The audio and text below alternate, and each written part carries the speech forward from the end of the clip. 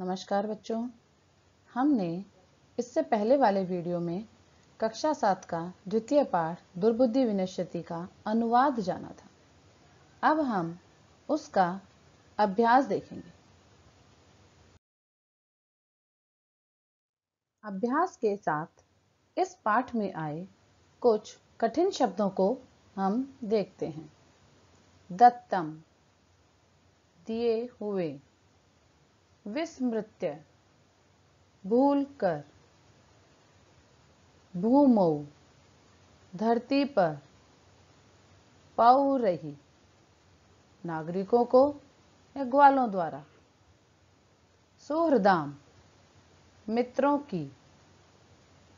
हितकामानाम, भला चाहने वालों की। वाक्यम, बात को। अभिनिंदति न अभिनिंदति, प्रसन्नता पूर्वक स्वीकार करता है।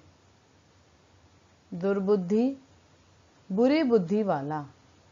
विनश्यति, नष्ट होता है।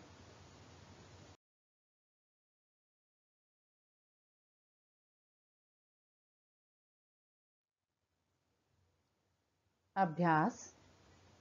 प्रथम प्रश्न, उच्चारणम कुरुत। पाठ में आए कुछ शब्दों का जिनका उच्चारण थोड़ा सा बालकों के लिए कठिन माना जाता है, उनका हम उच्चता से उच्चारण करेंगे। पहले हम शब्द बोलेंगे, उसके बाद आपको शुद्धता के साथ उन शब्दों का उच्चारण करना है। फुलोत्पलम,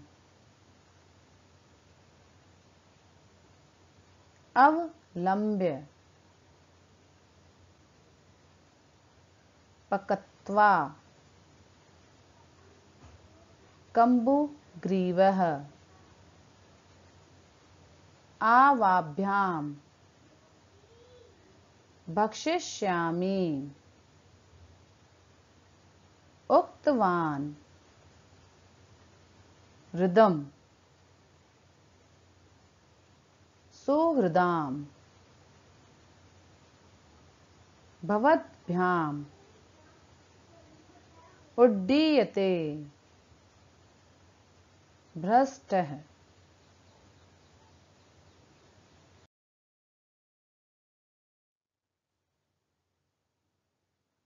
प्रश्न 2, एक पदेन उत्तरत। यहाँ हम प्रत्येक प्रश्न का एक पद में उत्तर देंगे।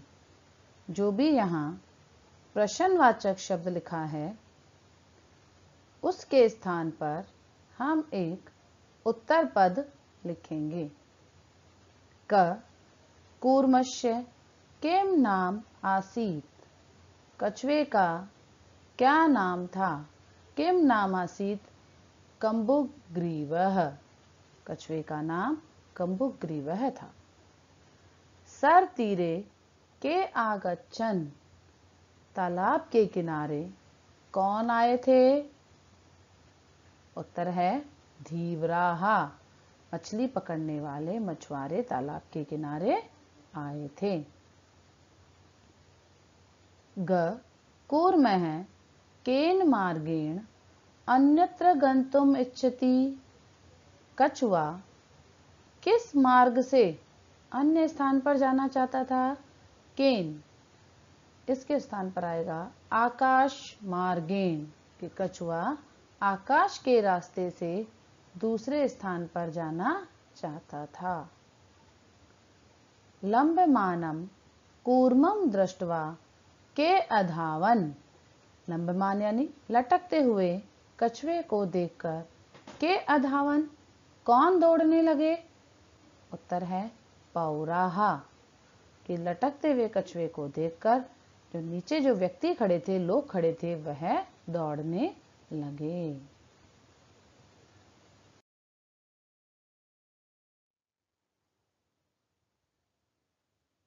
प्रश्न संख्या 3, अधोलिखित वाक्यानि कः कम प्रति कथयति इति लिखत। यहाँ प्रश्न में कुछ वाक्य दिए गए हैं जिनके प्रति हमें बताना है कः कथयति, कि वह वाक्य किसने कहे, कम प्रति कथयति और किसके लिए कहे।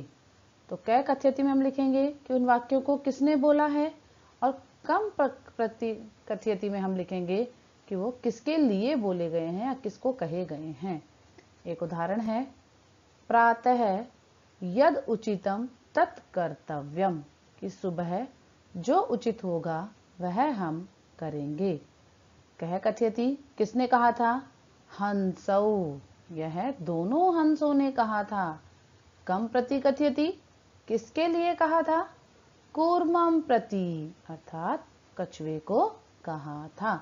इस उदाहरण के आधार पर हम अन्य प्रश्नों को भी अब हल करेंगे।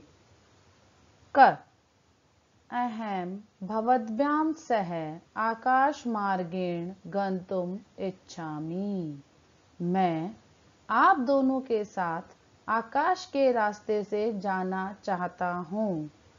कह कथयति किसने कहा, कूर्मः, कछुए ने कहा। कम प्रति कथयति किसके लिए, किसको कहा या किसके लिए कहा, हंसौ प्रति, दोनों हंसों को कहा। कछुए ने दोनों हंसों से कहा। ख, अत्र कह उपाय है, इसका क्या उपाय है। किसने कहा, हंसौ, दोनों हंसों ने कहा। कूर्मम प्रति, और कछुए के लिए कहा।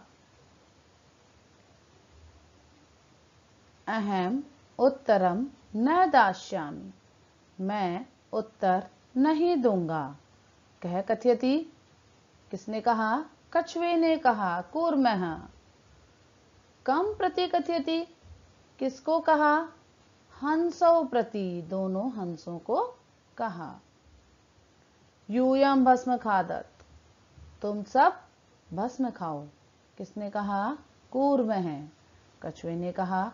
कम प्रति कथयति किसके लिए कहा, पौरान प्रति कहा, नीचे जो लोग खड़े थे उनको कहा।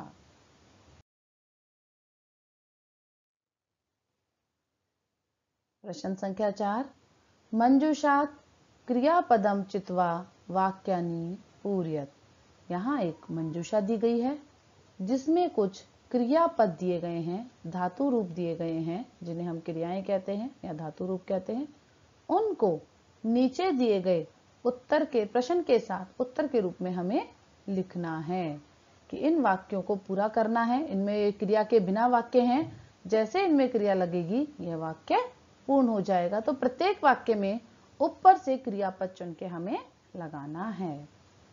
क, हंसाभ्याम सह कूर्मो अपि, हंसों के साथ कछुआ भी। तो यहाँ क्रिया आएगी उड्डीयते, उड़ रहा था, उड़ता है। अहम किंचिदपि न, मैं कुछ भी नहीं। वदिष्यामि, क्रिया आएगी बोलूंगा, मैं कुछ भी नहीं बोलूंगा।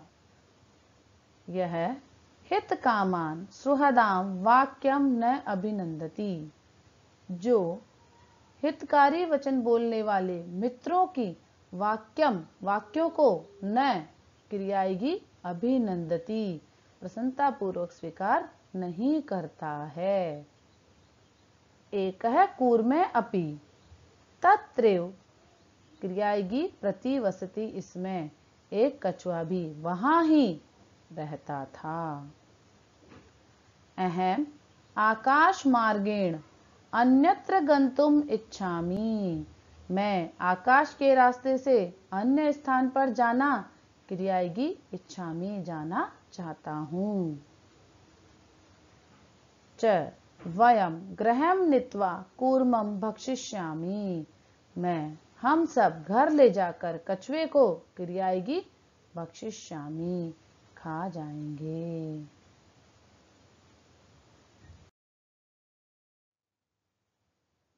प्रश्न 5, पूर्ण वाक्येन उत्तरत। यहाँ कुछ प्रश्न दिए गए हैं जिनका पूर्ण वाक्य के साथ हमें उत्तर देना है।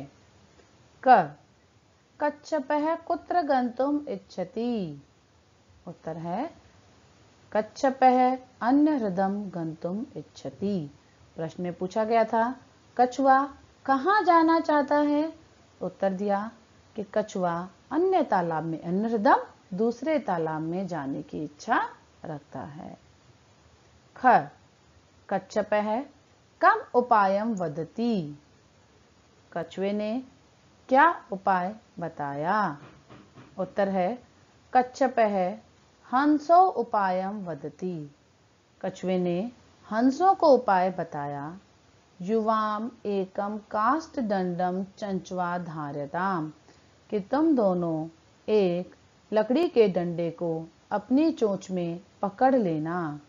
अहम काष्ठदंड मध्ये अवलंब्य युव्यो पक्ष बलेन सुखेन गमिष्यामि।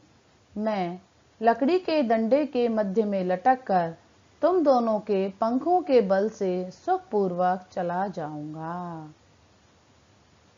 ग लंबमानम कूर्मम दृष्ट्वा पौरा किम अवदन्। लटकते हुए कछुए को देखकर लोगों ने क्या बोला? उत्तर है लंबमानम कूर्मम दृष्ट्वा पौरा अवदन्। लटकते हुए कछुए को देखकर लोगों ने कहा, अहो महदाश्चर्यम हंसाभ्याम सह कूर्मो अपि उड्यते। अहो महान आश्चर्य की बात है कि हंसों के साथ कछुआ भी उड़ रहा है। घ कूर्मः मित्रो वचनम विस्मृत्य किम अवदत्। कछुए ने मित्र के वचनों को भूलकर क्या बोला? कूर्मः मित्रो वचनम विस्मृत्य अवदत् यूयम भस्म खादत्। उत्तर है कि कछुआ मित्र के वचन को भूलकर बोल गया कि तुम सब भस्म खाओ। प्रश्न 6 घटनाक्रमानुसार वाक्यानि लिखित। यहाँ पर आपको क ख ग घ अंग च छ और ज यह कुछ वाक्य दिए गए हैं जिन्हें हमें घटनाक्रम अनुसार लगाना है। अर्थात हमने जब पाठ में पढ़ा उसकी घटना में जो वाक्य जिस स्थान पर आया है क्रमशः उसको हमें लगाना है। यहाँ पर ये कहानी के रूप में दिए गए वाक्य हैं, लेकिन वो क्रमशः लगे हुए नहीं है। जब हम इन्हें क्रमशः लगा देंगे तो वह पूर्ण उत्तर बन जाएगा। मैं इसका उत्तर आपको बोल के सुना रही हूं। वाक्य आपके सामने है।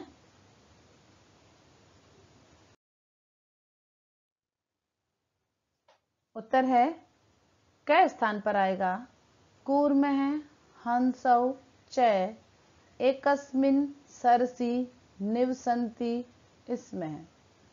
कछुआ और हंस एक तालाब में रहते थे। ख केचित् धीवरा सर तीरे आगच्छन्। कुछ मछुआरे नदी के किनारे आए। ग वयं श्वः मत्स्य कूर्मादीन् मारिष्यामः इति धीवरा अकथयन्। हम कल मछली और कछुओं को मारेंगे, यह मछुआरों ने कहा। घ कूर्मः अन्यत्र गन्तुम् इच्छति स्म। कछुआ अन्य स्थान पर जाना चाहता था। अंग कूर्मः हंसयोः सहायतया आकाश मार्गेण अगच्छत्। कछुआ हंसों की सहायता से आकाश के रास्ते से गया। च लंबमानम कूर्मम दृष्ट्वा पौरा अधावन्। लटकते हुए कछुए को देखकर लोग दौड़े। 6 पौराः अकथयन् वयं पतितं कूर्मं खादिष्यामः। लोगों ने कहा, हम पतितम कूर्मम खादिष्यामः, गिरते ही कछुए को खा लेंगे। जय कूर्मः आकाशात् पतितः पौरैः मारितश्च। कछुआ आकाश से गिरा और लोगों द्वारा मारा गया। देखिए, जब इन वाक्यों को हमने घटनाक्रम में लगाया तो इन हम कुछ वाक्यों के माध्यम से कहानी को समझ सके हैं और क्रमशः यह लिखे गए हैं। ऐसे ही हमें इस प्रश्न में वाक्यों को घटनाक्रम के अनुसार लगाना था। प्रश्न संख्या 7 मंजूषात् पदानि चित्वा रिक्त स्थानानि पूरयत्। यहाँ एक आपको मंजूषा दी गई है। इस मंजूषा में से कुछ शब्दों को, जो शब्द सामने हमारे लिखे हुए हैं, उनको चुनकर उन्हें हमें नीचे दिए गए वाक्यों में लिखना है और उन वाक्यों में लिखे जाने से यहाँ दी गई कथा पूर्ण हो जाएगी। इसको समझने से पहले हम इन शब्दों का अर्थ जानेंगे। जलाशयम तालाब, अचिंत्यत सोचा, वृद्धः वृद्ध, दुखितः दुखी, कोटरे कोटर में, पेड़ों के अंदर जब पक्षी एक पेड़ की लकड़ी को तोड़कर जब रहते हैं, अंदर से उसको खोला बना देते हैं तो उसे हम कहते हैं कोटरे। वृक्षस्य वृक्ष के, सर्पः सांप, आदाय लाकर, समीपे समीप में नजदीक में। अब इन्हें हम कहानी में जहां जहां खाली स्थान है वहां शब्द को लगाएंगे। एकस्य वृक्षस्य शाखासु अनेके काकाः वसन्ति स्मः। एक वृक्ष की शाखा पर अनेक कौवे रहते थे। तस्य वृक्षस्य, खाली स्थान में लिखेंगे कोटरे, एकः सर्पः अपि अवसत्। उस वृक्ष के कोटर में एक सर्प भी रहता था। काकानाम अनुपस्थितो, खाली स्थान में आएगा सर्प है, काकानाम शिशून खादति, इसमें कौवे की अनुपस्थिति में वह सर्प कौवे के बच्चों को खा जाता था। काकाः दुखिताः आसन, खाली स्थान में दुखिता आसन, कौवे दुखी थे। तेषु एकः, खाली स्थान में आएगा वृद्ध है, काकः उपायम, फिर खाली स्थान में आएगा अचिंत्यत, उनमें से एक वृद्ध कौवे ने उपाय सोचा। वृक्षस्य, खाली स्थान में समीपे, जलाशय आसीत्, वृक्ष के समीप ही जलाशय था। तत्र एका राजकुमारी स्नातुम, खाली स्थान में आएगा जलाशयम, आगच्छति, इसमें वहां एक राजकुमारी स्नान के लिए जलाशय पर आई। शिलायाम स्थितः तस्याः आभरणम, खाली स्थान में आएगा आदाय, एकः काकः वृक्षस्य ऊपरी अस्थापयत्। शिला पर स्थित या शिला पर रखे हुए उसके आभूषण को लेकर एक कौवा वृक्ष के ऊपर उड़ गया या चला गया। राजसेवकः काकम अनुसृत्य, खाली स्थान में वृक्षस्य, समीपम आगच्छन्। राजसेवक कौवे का अनुसरण करते हुए वृक्ष के समीप आए। तत्र ते तम सर्पम च अमार्यन्, वहां उन्होंने उस सर्प को मार डाला। अतः एवोक्तम उपायेन सर्वम सिद्ध्यति, इसीलिए कहा गया है उपाय से ही सब सिद्ध होता है। इस प्रकार खाली स्थान में शब्दों को रखने से हमारी ये कहानी पूर्ण होती है। यहाँ आपका पाठ 2 समाप्त होता है। धन्यवाद।